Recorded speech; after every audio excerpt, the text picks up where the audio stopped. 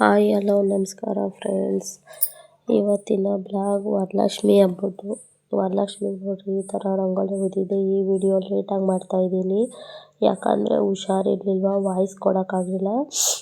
ಇದು ನಮ್ಮದು ಪುಟ್ಟದೊಂದು ದೇವ್ರ ಮನೆ ನೋಡಿರಿ. ದೇವ್ರ ಮನೆ ಈ ಥರ ರೆಡಿ ಮಾಡಿದ್ದೀನಿ. ಹಬ್ಬದ ದಿನದ್ದು ಇದು ಬ್ಲಾಗು, ಶುಕ್ರವಾರದ್ದು. ಅಂದರೆ ಹುಷಾರಿಲ್ಲ, ಜ್ವರ ನೆಗಡಿ ಬಂದುಬಿಟ್ಟಿತ್ತು, ಹಂಗಾಗಿ ವಾಯ್ಸ್ ಓವರ್ ಕೊಡೋಕ್ಕಾಗಲಿಲ್ಲ. ಹಂಗಾಗಿ ಇವಾಗ ವಿಡಿಯೋ ಮಾಡ್ತಾಯಿದ್ದೀನಿ ನೋಡಿರಿ. ನಮ್ಮನೆ ಮಹಾಲಕ್ಷ್ಮಿ ಈ ಥರ ಕಾಣಿಸ್ತೈತೆ.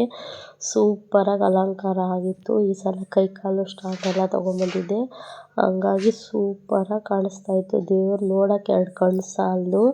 ನಿಮ್ಮ ಮನೆಗೆ ಯಾವ ಥರ ಹಬ್ಬ ಮಾಡಿದ್ದೀರ? ನಾವು ಈ ಥರ ಈ ಹಬ್ಬ ನಮ್ಮದು ಗ್ರ್ಯಾಂಡಾಗಿ ಮಾಡಿದ್ದೀವಿ ಹಬ್ಬ ನೋಡಿರಿ. ಈ ಥರ ಕಾಣಿಸ್ತೈತೆ ನಮ್ಮ ಮನೆ ಲಕ್ಷ್ಮಿ, ಸೂಪರಾಗಿತ್ತು. ಇನ್ನು ನೋಡೋಣ ಅಂದರೆ ನೋಡೋಣ ಅನ್ನಿಸ್ತಾಯಿತ್ತು ಲಕ್ಷ್ಮಿನ. ಯಾವ ಥರ ಅಲಂಕಾರ ಬಂದಿತ್ತು ಅಂದರೆ ಸೂಪರಾಗಿತ್ತು. ಫಸ್ಟ್ ಟೈಮ್ ನಾನು ಕೈ ಕಾಲಿಕ್ಕಿ ಸೀರೆ ಉಡ್ಸಿದ್ದು, ಫಸ್ಟ್ ಟೈಮ್ ಸೂಪರಾಗಿ ಬಂದಿತ್ತು. ನಾನು ಅದನ್ನು ವೀಡಿಯೋ ಮಾಡ್ಕೊಂಡಿಲ್ಲ, ಯಾಕಂದರೆ ಸ್ಟ್ಯಾಂಡ್ ಏನೂ ಇಲ್ವಲ್ಲ, ಹಂಗಾಗಿ ವೀಡಿಯೋ ಮಾಡಿಲ್ಲ. ಅದು ನಾನೇ ಸೀರೆ ಉಡಿಸಿ ಸೀರೆ ಇಕ್ಕಿದ್ನಲ್ಲ, ಹಂಗಾಗಿ ವೀಡಿಯೋ ಮಾಡಿಲ್ಲ ನೋಡಿರಿ. ನಾವು ಹಬ್ಬಕ್ಕೆ ಒಬ್ಬಟ್ಟು, ಹೆಸರುಬೇಳೆ, ಆಲೂಗಡ್ಡೆ ಪಲ್ಯ, ಒಬ್ಬಟ್ಟಿನ ಸಾರು, ಚಿತ್ರಾನ್ನ ಎಲ್ಲ ಮಾಡಿದ್ವಿ ನೋಡಿರಿ. ಆ ದೇವ್ರಿಗೆ ಯಾವ್ಯಾವ ಥರ ಹಣ್ಣು ಇಷ್ಟನೋ ಎಲ್ಲ ಥರ ಹಣ್ಣು ಇಕ್ಕಿದ್ವಿ. ತಿರ್ಗಾ ಮಡ್ಡಕ್ಕಿ ಇಕ್ಕಿ ಕಳಶದ ಸಾಮಾನು ಅಂತ ಬರುತ್ತೆ, ಡೆಕೋರೇಷನ್ ಹೂವು, ತಾವರೆ ಹೂವು, ಕಮಲ ಹೂವು ಎಲ್ಲ ಹಾಕಿ ಸೂಪರಾಗಿ ರೆಡಿ ಮಾಡಿದ್ವಿ. ದೇವ್ರು ನೋಡೋಕ್ಕೆ ಎರಡು ಕಣ್ಣು ಸಾಲದು. ಇವತ್ತು ನೋಡಿರಿ ನಮ್ಮ ಮನೆಯಾಗ ಹಬ್ಬದ ಅಡುಗೆ ಒಬ್ಬಟ್ಟು, ತುಪ್ಪ, ಚಿತ್ರಾನ್ನ, ಹೆಸರುಬೇಳೆ ಪಲ್ಯ, ಆಲೂಗಡ್ಡೆ ಪಲ್ಯ, ಒಬ್ಬಟ್ಟಿನ ಸಾರು, ಸಾರು ಜೊತೆ ಅನ್ನ, ಚಿತ್ರಾನ್ನ ಮಾಡಿದೆ. ಸೂಪರಾಗಿತ್ತು ಊಟ. ಇವತ್ತು ತಿಂತಾಯಿದ್ರಿಂದ ತಿನ್ನಬೇಕು ಅನ್ನಿಸ್ತಾಯಿತ್ತು ನೋಡಿರಿ. ಇವತ್ತು ಹಬ್ಬ ಆಗಿ ನೆಕ್ಸ್ಟ್ ಡೇ ಇದು. ಈ ಥರ ಅಲಂಕಾರ ತೆಗಿಬೇಕು ಅಂದರೆ ಬೇಜಾರಾಗ್ತೈತೆ. ನಾವು ಎಷ್ಟು ಇಷ್ಟಪಟ್ಟು ಅಲಂಕಾರ ಮಾಡಿರ್ತೀವಿ, ದೇವ್ರನ್ನ ತಿರ್ಗಾ ಅದು ಬಿಚ್ಚಬೇಕು ಅಂದರೆ ತುಂಬ ಬೇಜಾರಾಗ್ತೈತೆ ಮನಸ್ಸಿಗೆ. ನಾನು ಬೆಳಗ್ಗೆ ಇದು ಲಾಸ್ಟ್, ಇನ್ನು ಮುಂದಿನ ವರ್ಷದವರೆಗೂ ನಾವು ಈ ಹಬ್ಬ ಮಾಡೋಕ್ಕೆ ಕಾಯ್ತಾನೇ ಇರ್ತೀವಿ. ಹಂಗಾಗಿ ಲಾಸ್ಟ್ ವಿಡಿಯೋ ಇದು ವರಲಕ್ಷ್ಮಿ ಹಬ್ಬದ್ದು. ಜಾಸ್ತಿ ದೊಡ್ಡದಾಗೋತೈತೆ ಅಂತ ಅದನ್ನೇ ಎಡಿಟ್ ಮಾಡಿ ಹಾಕಿದ್ದೀನಿ ಬೆಳಗ್ಗೆ. ಹಂಗಾಗಿ ಬೆಳಕಿದೆಯಲ್ಲ, ಹಂಗಾಗಿ ಫೋಟೋ ಕ್ಲಿಯರಾಗಿ ಬರ್ತೈತೆ. ನೈಟು ಅದು ನಾವು ಹಿಂದೆ ಕಿಟಕಿ ಹತ್ರ ನಾವು ಹಿಂದೆ ಇದಾಕ್ಬಿಟ್ಟಿದ್ದೀವಲ್ಲ, ಹಂಗಾಗಿ ಕ್ಲಿಯರಾಗಿ ಕಾಣಿಸಲ್ಲ.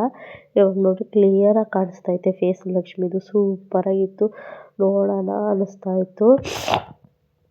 ನಾವು ನೋಡಿರಿ ಆದರೂ ಕೋಲ್ಡ್ ಆಗಿದೆ, ಹುಷಾರಿಲ್ಲ ಹಂಗೂ. ಇದು ತಿರ್ಗಾ ಎಡಿಟ್ ಮಾಡಾಗಕ್ಕೆ ಜಾಸ್ತಿ ದಿನ ಆಗೋತೈತೆ ಅಂತ ಇವಾಗ ಕೂತ್ಕೊಂಡು ಎಡಿಟ್ ಮಾಡ್ತಾಯಿದ್ದೀನಿ. ದೇವ್ರಿಗೆ ಏನೇನು ಇಷ್ಟನೋ ಎಲ್ಲ ಮಾಡಿ ಇಕ್ಕಿದ್ವಿ ನೋಡಿ. ಸೂಪರಾಗಿತ್ತು ದೇವರ ಅಲಂಕಾರ ಮಾತ್ರ.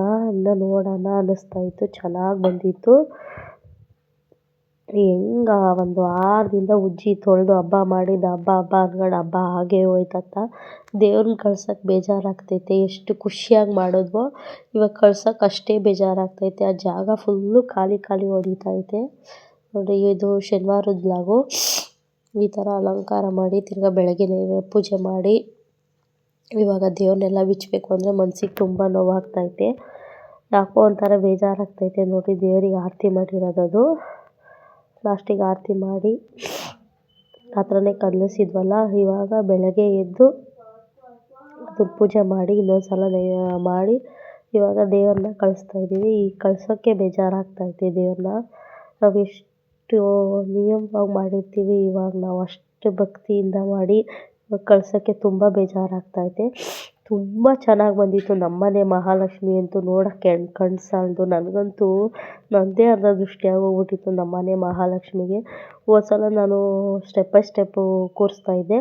ಈ ಸಲ ಸ್ಟ್ಯಾಂಡು, ಅದಕ್ಕಂತಲೇ ಒಂದು ಸ್ಟ್ಯಾಂಡ್ ತೊಗೊಂಬಂದ್ಬಿಟ್ಟಿದ್ದೀವಿ, ಟೇಬಲ್ಲು.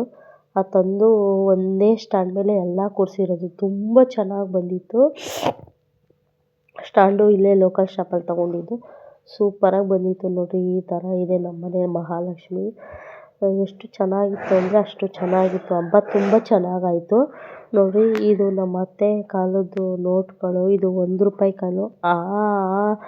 ಆ ಕಾಲದ ನೋಟ್ ಇದು, ₹1 ನೋಟ್ ಅದು. ಇದು ನೋಡಿರಿ, ಇದು ₹2 ನೋಟು. ಆ ಕಾಲದಾಗ ಇದೇ ಥರ ಇದು ನೋಟು. ಈ ಕಾಲದವ್ರಿಗೆ ನಮಗೆ ₹1ಗೆ ಬೆಲೆನೇ ಇಲ್ಲ. ಆ ಕಾಲದಾಗ ₹1 ತಗೊಂಡೋದ್ರೆ ಎಷ್ಟು ತರೋರು ಅಂದರೆ ₹1 ಎಷ್ಟು ತಿಂಡಿ ತರೋರು ಇಲ್ಲ ಸಾಮಾನು ತರೋರು. ಇವಾಗ ₹1 ಏನು ಬರಲ್ಲ.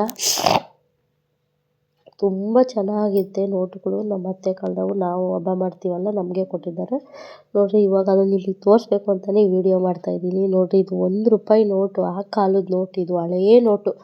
₹1 ಒಂದು 4 ಏನೋ ಇದ್ದಾವೆ. ಈ ₹2 ಮಾತ್ರ ಒಂದಿದೆ. ಸೂಪರಾಗಿದ್ದಾವೆ ನೋಟು. ಆ ಕಾಲದ ನೋಟ್ಗಳು ನೋಡೋಕ್ಕೆ ಒಂಥರ ಚೆಂದ. ಆ ಕಾಲದಾಗ ₹500 ನೋಟ್ ಇದ್ದವನೇ ಸಾಹುಕಾರ. ಇವಾಗ 5 ಕೋಟಿ ಎಲ್ಲ 50 ಕೋಟಿ ಇದ್ದರೂ ಸಾಹುಕಾರರು ಅನ್ಸೋದೇ ಇಲ್ಲ. ತುಂಬ ಚೆನ್ನಾಗಾಯಿತು.